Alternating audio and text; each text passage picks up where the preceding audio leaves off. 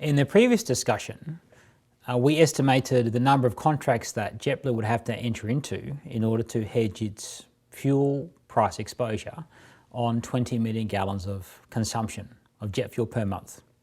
Now we want to see what the impact of being hedged or unhedged would be on JetBlue's cost position at high and low energy prices. So what I've done is construct two hypothetical scenarios.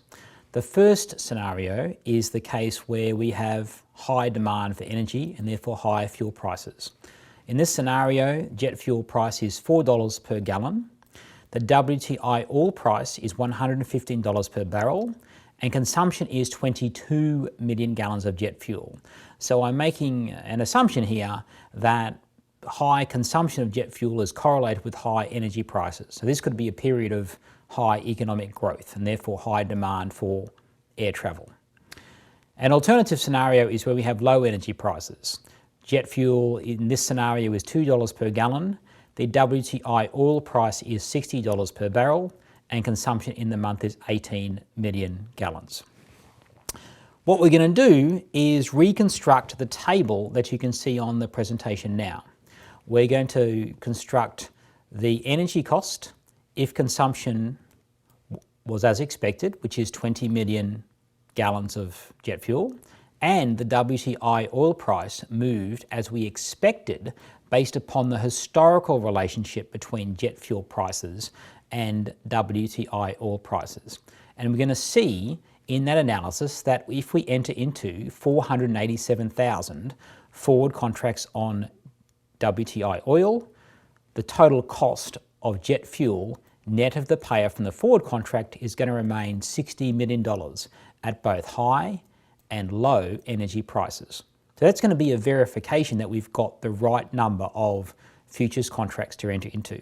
Now note that I'm using the term forward contract and futures contract interchangeably in this presentation because we've stripped out the complexity associated with having to post a margin to the clearinghouse on a futures contract. Then we're going to work through computations of what would be our energy cost if consumption was as expected, which is 20 million gallons of jet fuel, but the WTI oil price didn't move as expected. So that we're going to account for the WTI oil price being $115 or $60 per barrel. So this is where we start to encounter basis risk. We're not hedging with jet fuel futures contracts, we're hedging with WTI oil futures contracts.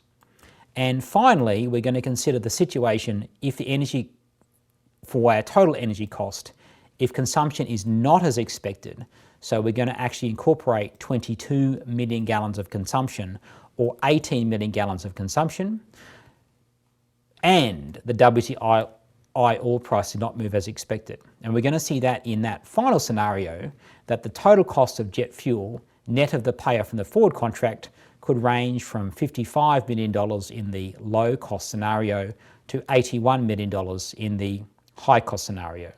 And we're going to compare that to what costs would have been if we were unhedged. And those costs are going to range from $36 million to $88 million. So I'm going to turn to our spreadsheet and we're going to work through the computations, and you should pause the presentation at different points, replicate the computations and get yourself competent to the point where you can recreate the computations I'm performing.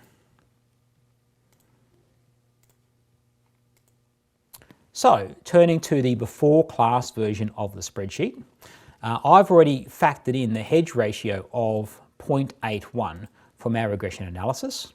I'm going to populate this spreadsheet with some assumptions: a strike price of $100 per barrel, and the number of hedge contracts we want to enter into, we're going to compute according to the equation we worked out earlier. Let's turn back to that equation. The equation says that the number of contracts we want to enter into is the jet fuel volume that we want to hedge times the regression coefficient times the jet fuel price divided by the strike price of the forward contract. So I'm just going to put that equation into my spreadsheet here. So we're going to replicate it. The jet fuel volume we want to hedge is going to be 20 million gallons. I'm going to incorporate that assumption. The regression coefficient is 0.81. The jet fuel price is $3 per gallon. So the number of contracts we want to account for is going to be 20 million gallons times the regression coefficient times the jet fuel price divided by the strike price of the forward contract. That number is 487,000 hedge contracts. You'll note that in my spreadsheet, I'm incorporating assumptions in a blue font and calculations in a black font. That's just good modelling practice, so that there's a clear delineation between computations and assumptions. If you have assumptions hidden in your spreadsheet, and especially assumptions embedded within equations, and you pass that spreadsheet on to somebody else, you are creating a situation where there's a high chance of estimation error, and we want to mitigate that possibility.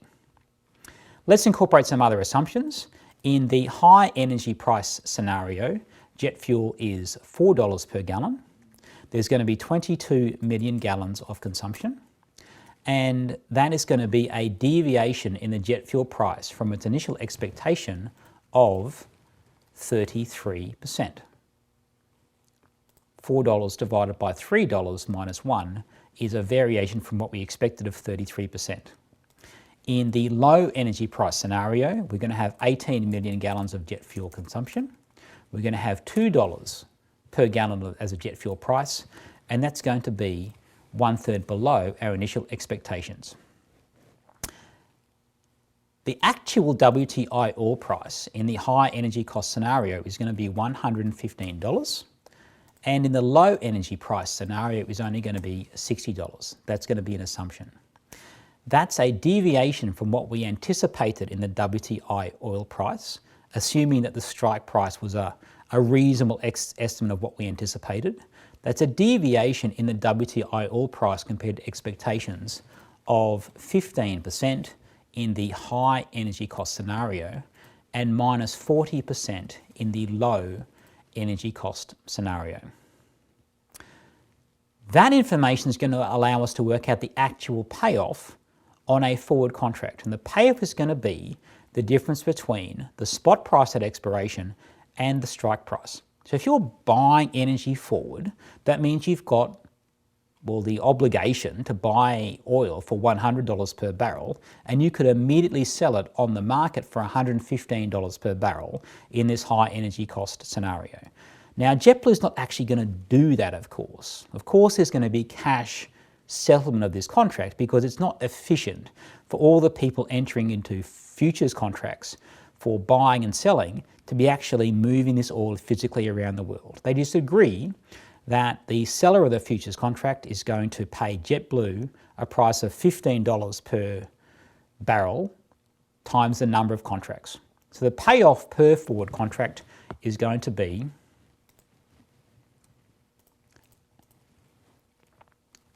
to JetBlue, $15 per barrel in the high energy scenario and minus $40 per barrel in the low energy price scenario. Some other information we're going to have to incorporate is what the predicted energy price would be if the historical relationship between jet fuel prices and WTI oil prices persisted into the future. Because in the table below, I want to break down JetBlue's exposure into basis risk and volume risk. So what would be the predicted percentage deviation in the WTI oil price given the movement of the jet fuel price? Now, we had an equation. The equation says that the percentage change in the jet fuel price equals 0.812 times the percentage change in the WTI oil price. And that equation was based upon some historical data. I could rearrange that equation to say, well, given that the jet fuel price is 33% above expectations,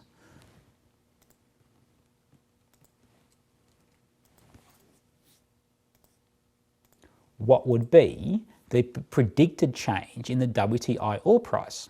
So rearranging that equation, I could say the percentage change in the WTI oil price is equal to the percentage change in the jet fuel price divided by the regression coefficient of 0.812. So embedding that equation into my spreadsheet, I could say that the predicted percentage deviation in the WTI oil price from that $100 expectation is going to be a 33% divided by the regression coefficient of 0.812. And that tells me that if I observe the jet fuel price being 33% above what I expected, I would also anticipate the WTI oil price being 41% above what I expected. And that would tell me that the predicted WTI oil price is equal to $100 times 1 plus 41%, or $114. And that tells me that the predicted payoff from the forward contract is $41 per barrel. So what this means is that if JetBlue incurs jet fuel costs, which were 33% above expectations, that's going to be okay for JetBlue. We're going to see that below, because it would also get a bigger payoff from the forward contract to offset that risk. In the case of low energy prices, I could apply the same equation. There's a minus 33% deviation in the jet fuel price compared to expectations.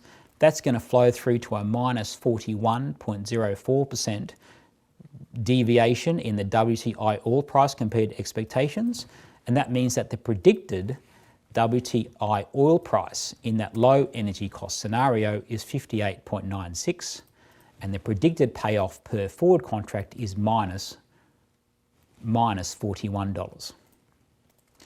So what you can see is that the difference between, apologies, I keep grabbing the wrong cell. The difference between the predicted payoff per forward contract of plus or minus $41 is different to the actual payoff per forward contract of $15 or minus $40 because of that basis risk. Because we don't have the same relationship between jet fuel prices and WTI oil prices in reality that we actually observed in the historical data set. That relationship has changed. All right, so let's go one step further. Let's work out what our energy costs would be under different scenarios if volume is as expected and the WTI oil price is as expected. Then we're going to incorporate the basis risk, and then we're going to incorporate the volume consumption risk. Let's populate column B first. That's our expected scenario. In column B, how much are we going to pay for jet fuel? $60 million. There's going to be volume of $20 million and 20 million gallons, and each gallon is going to cost us $3.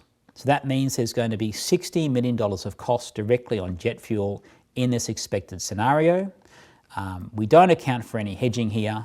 I could just say that the total cost of jet fuel in this expected scenario is $60 million, and that's going to be the same as the net jet fuel cost net of payoff from the forward contract. I could have the same computations for all these cells below. $60 million total cost. What happens if we have high energy prices? Well, let's see what would happen if consumption is 20 million gallons and the WTI oil price is what we predicted. What would be the direct purchase cost for jet fuel? The direct purchase cost would be $4 per gallon times consumption of 20 million gallons, which is $80 million. The payoff from the forward contract is going to be $15 per barrel, and we get that payoff on 487,000 contracts. So that payoff is going to be 7.3. Apologies, that's not the correct payoff. Because we're talking about what we would predict, we don't have basis risk yet. If things turned out as expected, we would get a payoff per forward contract of 41.04 cents per contract on 487,000 contracts. That means that the payoff from the forward contract is going to be $20 million. So our total cost in that high energy cost scenario if we don't have any basis risk and if consumption is as we predicted, is going to be $60 million net of any payoff from the forward contract. That is the verification that we have the right number of contracts. If you use the equation which we presented on the slide to convert your regression coefficient to the number of contracts, if you use that equation, that's going to give you the right number of contracts to reduce your exposure to fluctuations in energy costs. We're going to see the same outcome at low energy prices. Our direct costs are going to be $40 million if consumption is as expected and the jet fuel price is $2 per gallon. The payoff from the forward contract, if that historical relationship between jet fuel prices and oil prices is maintained, is going to be minus $41.04 per contract on 487,000 contracts. That payoff is going to be minus $20 million. So we gain because our direct energy costs are $20 million low, but we lose $20 million on the forward contract. So we have $60 million of total cost of jet fuel, net of any payoff from the forward contract, if we have 487,000 futures contracts. But that's not how the WTI oil price actually moved. Because that historical relationship between oil prices and jet fuel prices doesn't necessarily hold in any given month, we have more risk than we initially thought. In this situation in which we have 20 million gallons of consumption and $4 per gallon of cost for jet fuel, again we have $80 million of cost directly on jet fuel, but our payoff from the forward contract is now going to be less. Because the WTI oil price in that high energy cost scenario was only $115 per barrel, we've got a $15 payoff per forward contract times 487,000 forward contracts, and that's a payoff from the forward contract of just $7.3 million instead of the payoff of $20 million that we previously anticipated. So our total cost of jet fuel, net of the payoff from the forward contract, is $72.7 million. In the low energy price scenario, again, we've got $40 million worth of direct purchases of jet fuel. Our energy costs direct are reduced. We have a $40 per barrel payoff from the futures contract in a negative way. So we lose $19.5 million on the forward contract. That means our total cost of jet fuel, net of the payoff from the forward contract, is $59.5 million. So instead of locking in total fuel cost of $60 million, because that historical relationship between energy prices doesn't necessarily hold, we've got variation. We've got variation in energy costs to JetBlue of $59.5 to $73 million. The next step is to factor in volume risk. In the high energy cost scenario, there's also more volume. That means that the direct costs of jet fuel are going to be 22 million gallons times $4 per gallon, which is $88 million. The payoff per forward contract hasn't changed from the earlier analysis. It's still a $7.3 million payoff from the forward contract. So our total cost of jet fuel, net of the payoff from the forward contract, is going to be $88 million minus $7.3 million, or $80.7 million. What this tells you is that JetBlue, in hindsight, was under-hedged. It didn't buy enough futures contracts because it didn't anticipate that it would use more gallons of jet fuel in the high energy cost scenario. In the situation in which prices are low and volume is also low, the direct costs of jet fuel are going to be 18 million gallons times $2 per gallon, or $36 million of consumption. We still have a minus $19 million payoff from the forward contract, and that means our total cost of jet fuel, net of the payoff from the forward contract, is $55.5 million. Again, we've got more variation in our total cost of jet fuel from that high and that versus low cost scenarios. It turns out that in hindsight, JetBlue is over-hedged in that low energy price scenario. It's bought too much oil under futures contracts compared to what it needed, given its consumption is low in that low energy price scenario. So in summary, the actual energy cost for JetBlue in high and low energy cost scenarios varies from $55 to $81 million. If JetBlue had been unhedged, however, its unhedged energy costs would have ranged from $36 to $88 million.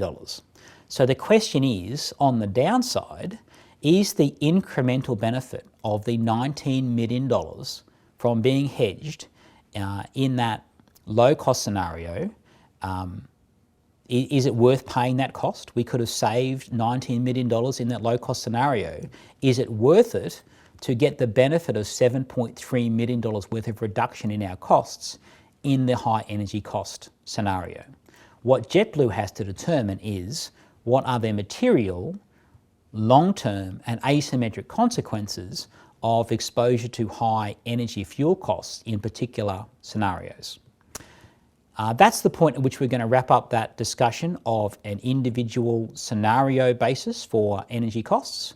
What we're going to do in the next presentation is ask ourselves, could we do this analysis over and over again? What would be a way that we could analyse the impact on JetBlue using many different scenarios and not just two individual scenarios, a high scenario and a low scenario? Or in other words, we're going to back test the way we think about hedging for JetBlue. I will look forward to that discussion.